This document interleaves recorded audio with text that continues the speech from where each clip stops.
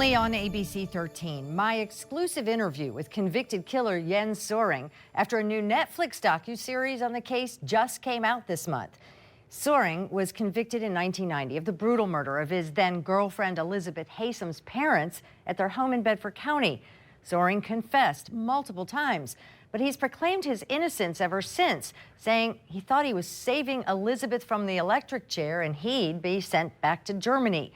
The Netflix series, Till Murder Do Us Part, takes an in-depth look at the case, but ends with the theory they both did it. Soering says that's absurd. It's Elizabeth's fingerprint in the house, and you still think I did it. You had said to me, with regards to the ending, that that was a preposterous ending, that both of you were there.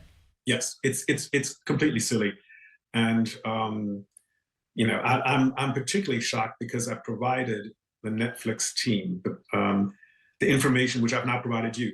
A major plot point in the Haysom murders is Jens Soering's and Elizabeth Haysom's alibi. The two University of Virginia scholars had rented a car in Charlottesville for a weekend getaway to Washington, D.C. They ordered room service and bought late-night movie tickets. But when the two were eventually caught and their relationship unraveled, each said they were the one who stayed behind in D.C. to cover for the other. A year after his 1990 trial, Soering says his attorney learned new information from the theater manager. Elizabeth testified she bought those tickets at 4 p.m. And I testified I bought them shortly before 10 p.m. And the movie theater manager was able to tell from the serial numbers on the tickets. He said they were bought sometime between 8 p.m. and 10 p.m. for the 10:15 p.m. showing. So that's an ironclad alibi. Meaning any later, and the Haysoms likely would have been in bed, not just finishing up dinner as the scene implied. Soering's lawyer didn't get the statement in writing, but did get the printout showing the sales and serial numbers from that night.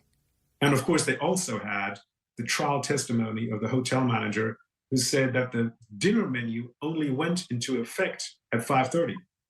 And the Netflix theory only works if you order the room service at 4 o'clock. And it was not possible to order it at 4 o'clock.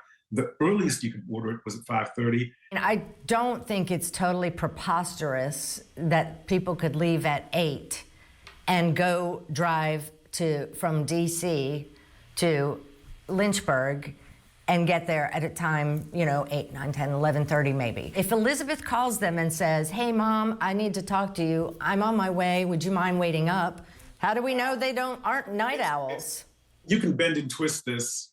What is probable? What is a reasonable explanation? What is not something that is a real stretch?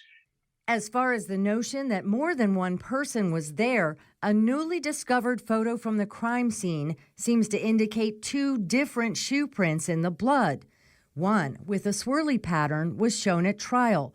Soering says the other, with a zigzag pattern digitally enhanced here, wasn't discovered until a team was re-examining the case file in 2018. Neither of them matched the shoes the Haysoms were wearing. Soering says he's outraged Netflix left out this new finding as well. I do not believe that Jens Soering participated in the homicide of Derek and Nancy Haysom. Retired Police Sergeant Richard Hudson was among the law enforcement officials who re-examined the case. He sent the new shoe print and his other findings to Richmond to add to Soering's pardon petition. He concludes there was definitely more than one and possibly 3 people there that night, none of them Soering. Of course, I know I'm innocent, right? But I'm not claiming I've proved my innocence. All I'm claiming is there is more than a reasonable doubt. Soering didn't get pardoned, but in November of 2019, the parole board simultaneously released both Soering and Haysom and sent them to their home countries. Yet Soering is still fighting. This summer, he sent Governor Glenn Youngkin a new pardon petition, including the new findings discovered since his last try. Why are you still pursuing this? You're a free man. Because I'm not freaking guilty. I didn't do it, all right? If I were guilty and my only goal were freedom, I would have come out of prison, changed my name, and disappeared like somebody else we know, right? Who shall remain nameless but is living in Canada, right? Me, I did not do this thing. I will not stop saying that I am innocent. I will not stop. You know, we'll see each other again in 10 years, you and I, right? I'm not giving up. Elizabeth Haysom has largely remained silent over these years, except, as the producers point out, to state that the jury got the case right. The producers of the docuseries tell me they stand by all the decisions they made as to what to leave out or put in, based on what was relevant, factual, or already disproven. They also say Soering received no payment of any kind for his interview. You can watch my full interview with Soering on our WSET ABC 13 YouTube page and find videos and documents with this story at WSET.com.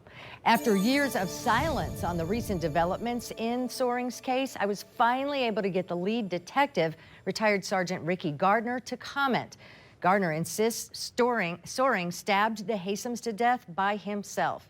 He says Soering's multiple confessions fit the evidence, as did Haysom's. Gardner says he only claimed innocence when his first plan didn't work.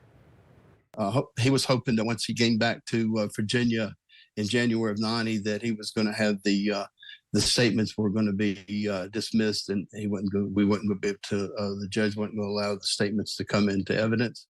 And after the judge ruled that they were, he was going to allow them to come into evidence. Then that's when he went to Plan B and reverse roles. Gardner agrees with Soering that the alibi was ironclad, but for Elizabeth Haysom. He doesn't understand how anyone could believe what Soering and his supporters have brought forward over the years, calling them gullible. They were very graphic, though. They were the most graphic of any of the ones I've done. Yeah, were you surprised at how graphic this one is? It brought back some bad memories, I can tell you that. Former ABC 13 anchor Jeff Taylor is featured prominently in the Netflix docuseries on the Haysom murders. We sat down with him to get his reaction to the final product. You can watch that full interview on our website, WSET.com. Look for this story on our homepage. Thanks for watching the ABC 13 YouTube channel. If you'd like to get more videos and live coverage and local stories, click to subscribe and download our ABC 13 News app.